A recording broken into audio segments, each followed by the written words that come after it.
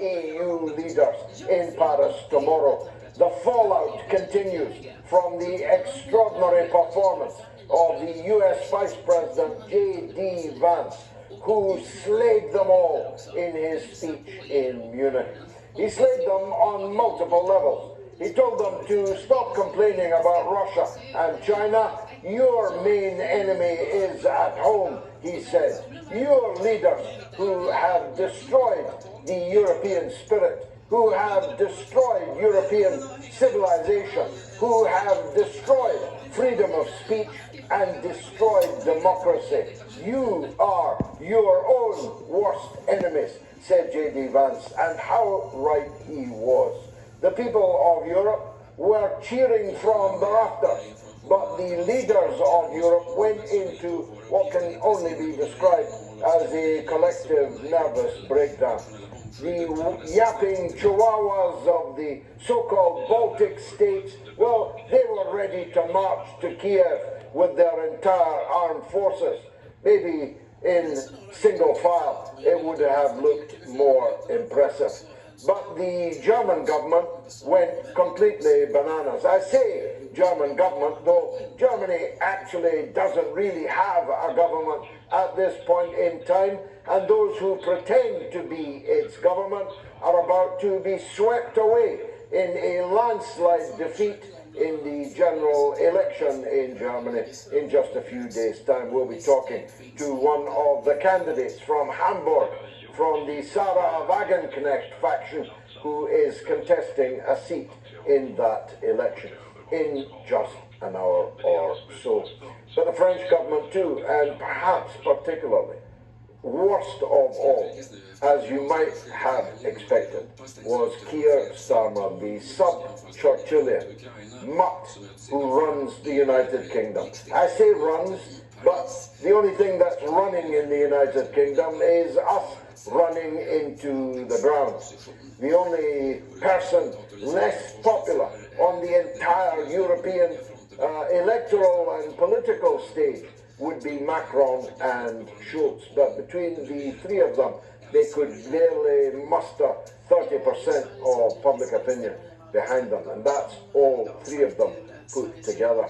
The truth is that Keir Starmer's vainglorious pledge that Britain will ensure that Ukraine joins NATO after the leader and mainstay of NATO, the United States, has declared that Ukraine will never join NATO, is an indication that Keir Starmer has taken leave of his senses. He has declared war not only on Vladimir Putin and the Russian Federation, but Donald Trump and the United States of America. This in a country rapidly going bankrupt. This in a country facing an almighty recession. This in a country whose old people are shivering through a cold winter without even the minimal benefit of the cold weather allowance that they were formerly paid, which was axed to give the entire money and more to Volodymyr Zelensky. This man is the head of a country whose armed forces would have comfortably fit into the Tottenham Hotspur Stadium this afternoon, with room for a lot of double-decker buses behind both goals. This is a man whose Royal Navy has been run down to the point of parody. This is a man who cannot recruit or retain soldiers. This is a man who only has nuclear weapons. That's when they are working. That's when the submarines are not snarled up in Faslane.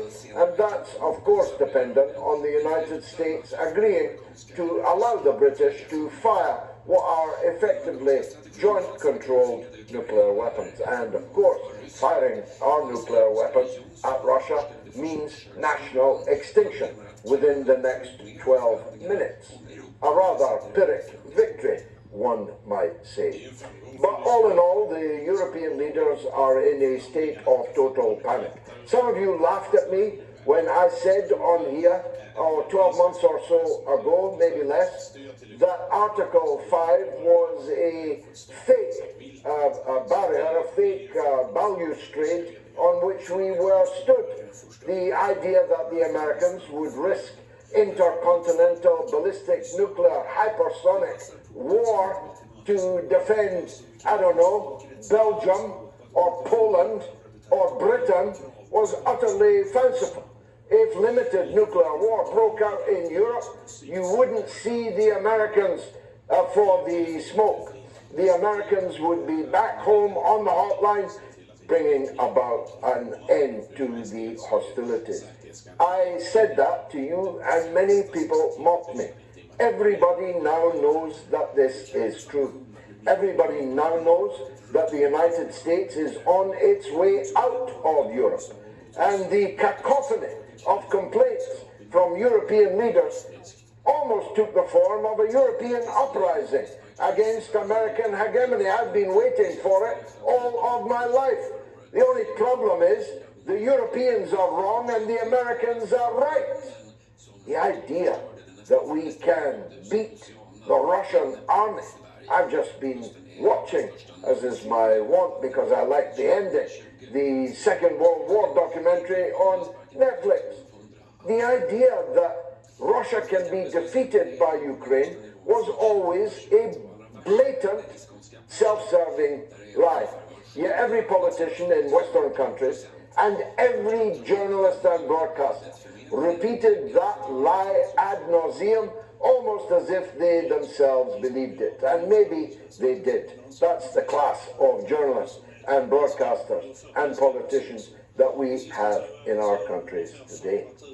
But the anti-American uprising is an uprising in favor of more and more and more war. The anti-American uprising in Europe today is an uprising against peace. Can you believe it? I mean, I know we're in an era of cross-dressing, but the so-called centre and even the so-called left are demanding more war, and Donald Trump is demanding peace and a peace dividend. Trump went on to say he had proposed in his phone call to Putin a cut in the nuclear arsenals of America, Russia and China of 50%. Did you see CND celebrating? Did you see Stop the War waving their flags? Did you see anybody recognizably on the center left or from the old peace movement, as it was called? Did you see any of them hail Trump's idea? Trump said that he wanted new agreements, new treaties, a cut of 50% in nuclear weapons, and significant drawdown in forces on both sides of the divide in Europe. What's wrong with that? How could anybody be against that? Well, they are against it. All over Europe, they're holding a summit in Paris tomorrow to try and block it, but they cannot block it. Because, again, as I've said to you so often, the European Union and Britain are in exactly the same place as Mussolini used to be in the 1930s, going around the world threatening people with Germany's army. We go around the world threatening people with America's army. But America's army isn't coming. In fact, it's leaving the European theatre. Hallelujah! No? Isn't that a wonderful thing? Now, I just want to make it clear to some of the critics out there. We will support Donald Trump when he's right, and we will oppose Donald Trump when he's wrong.